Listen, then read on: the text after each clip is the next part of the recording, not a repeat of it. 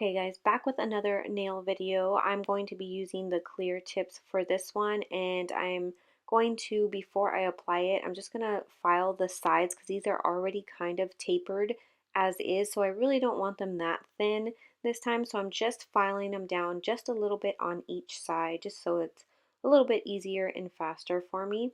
And then I'm going to glue them to my nail. I've been really happy with these nail tips, and then I'm just going to cut it to the right length, and I still feel like I'm having a little bit, it's my biggest issue, cutting them all the same length, but I'm just using cuticle cutters to do this. And then I'm taking my little $25 e-file that I am still using and still loving. It's still going strong. I'm just going to kind of file the edges, mainly the sides, just so there's not a big lift between my natural nail and the nail tip. So I'm just doing it very lightly. And then I'm going to take the nail primer. Don't forget the primer. Sometimes I do. And then I'm just going to start applying the acrylic. Also, still really happy with this smaller brush that I'm using. I feel like I can work with a smaller brush a lot better. And I will link, as always, list and link everything in the description box exactly, or you can just check out my Amazon page for most of these items. And I'm taking a clear acrylic powder. Both the acrylic powder and the liquid are from Mia Secret. Definitely good to get this colored acrylic. I've had it for a really long time and it's only halfway through, but I basically use it for everything. Even if you're using colored acrylic, you sometimes put the clear on top, so you pretty much use it for everything.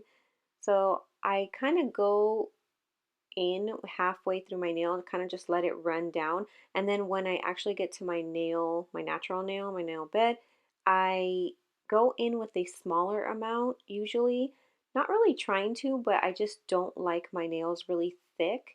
I like them really thin, so I kind of go in once and see how it looks, and then I usually have to go in with like another bead to make sure it's a little, I guess, thicker.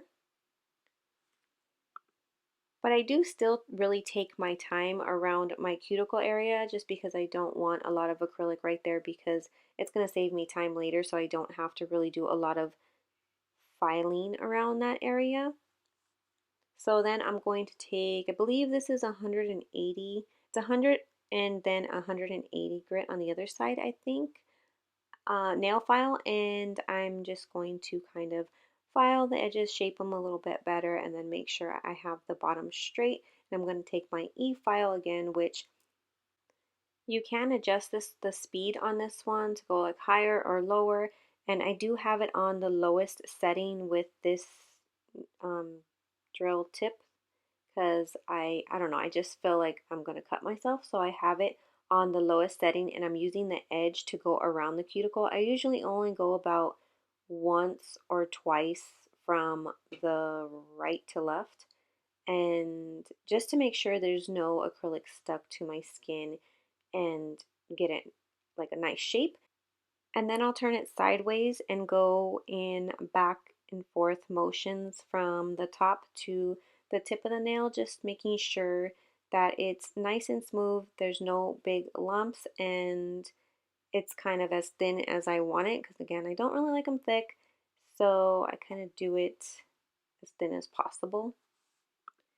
On my right hand, sometimes I apply too much acrylic, so it's really thick, so I have to do a lot of sanding. So usually I'll start with this one, and then I'll end up switching the drill tip to one of the little brown sanders. I feel like that works a lot better, I guess, or a lot faster, just to get it to the thickness or thinness that I want it. So if I do have a lot of acrylic on there, I might switch it to the little brown sander.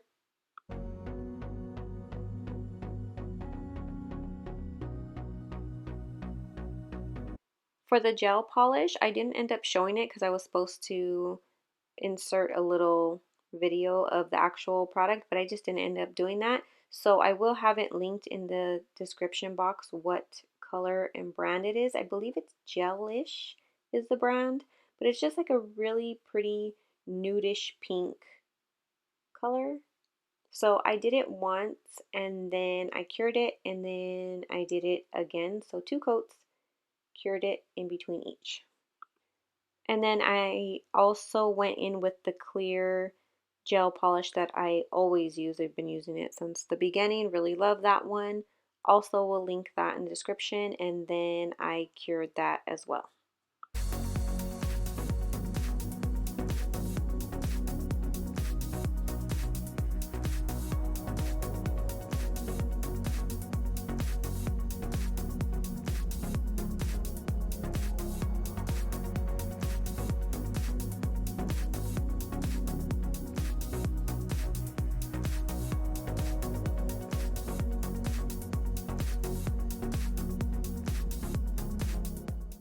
Next, I'm going to add some rhinestones. Now, I really personally don't like a lot of jewels or any jewels actually on my nails, which is why I never do them, but I'm trying to go out of my comfort zone and I try to buy the smallest ones possible that I can find. So this set that I bought comes with a set of 6 all different sizes.